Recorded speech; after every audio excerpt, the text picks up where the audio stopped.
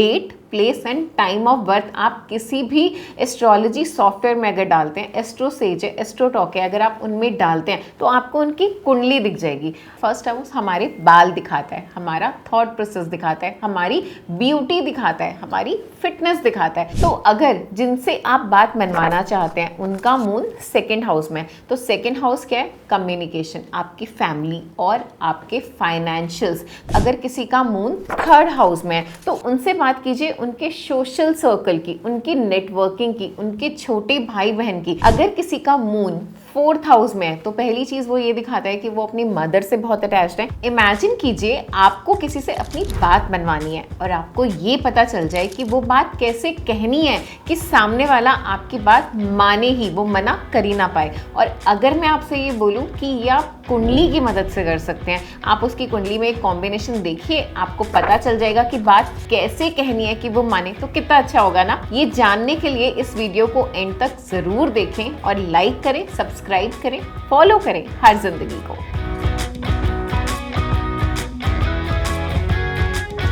नमस्कार दोस्तों, मैं आचार्य पूजा गुप्ता और आज हम एक बहुत ही इंटरेस्टिंग टॉपिक लेकर आए हैं कि कैसे हॉरोस्कोप से, कुंडली में मून की प्लेसमेंट से हम ये जान सकते हैं कि सामने वाले से कैसे बात करें कि वो हमारी बात तुरंत मान ले।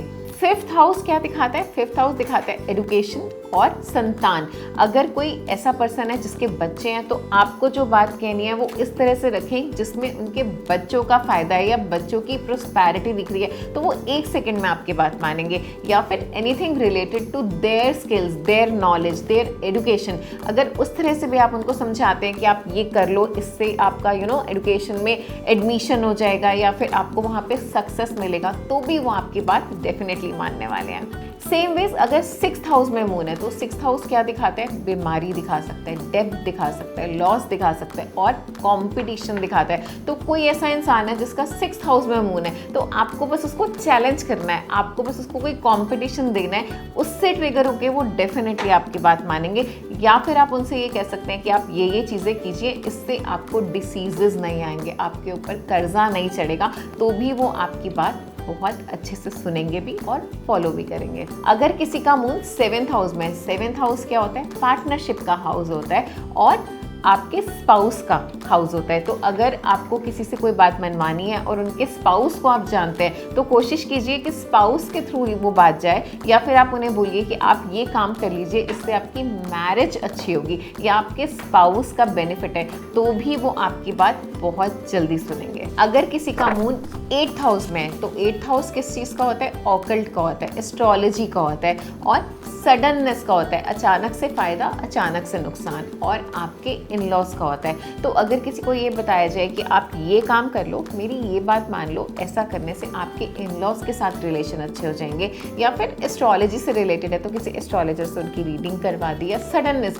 वो किसी चीज़ के पीछे एकदम से पड़े हुए हैं, बहुत मेहनत कर रहे हैं और उनके काम नहीं बन रहे, तो उन्हें आप शॉर्ट बोल सकते हो कि आप ये काम करो, ऐसा करने से आपको रिजल्ट मिल जाएगा जो बहुत ज़्यादा डिले हो रहा है। तो ऐसा करने से वो आपकी बात ज़रूर सुनेंगे। अगर किसी का मून नाइन्थ हाउस में है तो नाइन्थ हाउस क्या है? भाग्य का स्थान है। वो लोग बहुत फैसिनेट रहते हैं कि किसी के लक में क्या है, उनको ज़िंदगी में क्या मिला, उनका खुद का लक कैसा है, या फिर उनके फादर का हाउस है। तो आप ये भी कर सकते हैं कि जो आप उनसे बात मनवाना चाहते हैं उनमें उनके फादर का एंगल लाइए कि आप ये चीज़ करते हैं तो आपके पापा को अच्छा लगेगा या आपके पापा के लिए अच्छा रहेगा, या आप उनके फादर को अगर जानते हैं तो फादर के थ्रू वो बात अगर आप कन्वे कराते हैं तो वो आपकी बात ज़रूर मानेंगे। दूसरा, नाइन्थ हाउस रिलीजियस चीज़ों का भी है तो आप उनसे पूजा पाठ करवा सकते हैं या कुछ ऐसी बात जिसमें आप स्पिरिचुअलिटी को ला सकते हैं, तो भी वो आपकी बात जरूर सुनेंगे। Tenth house very important, it is of your career. तो अगर आप किसी से ये कहते हैं कि आप मेरी ये पर्टिकुलर बात मानिए तो आपके करियर में ग्रोथ आएगी, करियर के लिए अच्छा है, तो वो आपकी बात सुनेंगे ज़रूर, क्योंकि they are very career oriented. अगर उन्हें एक चीज़ पता चल जाए कि हाँ ऐसा करने से मुझे जॉब में, बिजनेस में ग्रोथ मिलेगी, तो वो उस चीज़ को फॉलो ज़रूर करते हैं। 11th house is of desires, of gains, जो हमारी इच्छा पूर्ति का हाउस होता है। तो ये तो बहुत ही आसान है। अगर आप उनसे ये कहते हैं कि आप ये बात कीजिए या बात मानिए, इससे आपको फ़ायदा होगा, आपको नुकसान नहीं होगा और आपकी कोई एक विश पूरी हो जाएगी, तो डेफिनेटली वो आपकी बात सुनने वाले हैं और मानने वाले हैं। आपको बस जानना है कि किसी का मून कहाँ पे है, मतलब उनका इंटरेस्ट कहाँ पे है। उनके इंटरेस्ट से रिलेटेड आप बात करेंगे तो वो आपको इग्नोर बिल्कुल भी नहीं करेंगे। 12th हाउस होता है लॉसेस का, हॉस्पिटलाइजेशन का और जेल का, इम्प्रिजनमेंट का। तो आपको पता चल गया कि ये मून इनका यहाँ पर है और इन चीज़ों से इन्हें डर है। तो अगर आपको उनसे कोई बात कहनी है तो इसमें ये वाला एंगल लेकर आइए कि अगर आप ये चीज़ करते हैं तो आपको हॉस्पिटलाइजेशन नहीं होगा, आपको नुकसान नहीं होगा। अगर उनको आपकी बात पर ट्रस्ट होगा तो वो आपकी बात डेफिनेटली फॉलो करेंगे। तो दोस्तों, आज हमने बात की चंद्रमा के बारे में कि चंद्रमा कैसे कुंडली में किस हाउस में है और वो हमारे इमोशंस पे कैसे इम्पैक्ट डालता है। और अगर हमें पता चल जाए कि सामने वाले का चंद्रमा कहाँ है तो हमें किस तरह से उससे बात करनी चाहिए कि वो हमारी बात सुने, एक बार सोचे ज़रूर और अगर ठीक लगे तो माने भी। अगर आपको कोई भी कन्फ्यूजन है, कुछ समझ नहीं आया या कुछ डाउट है तो प्लीज़ कमेंट बॉक्स में हमसे ज़रूर पूछें। और ऐसी और इंटरेस्टिंग वीडियोस को देखने के लिए लाइक करें, सब्सक्राइब करें, फॉलो करें हर जिंदगी को।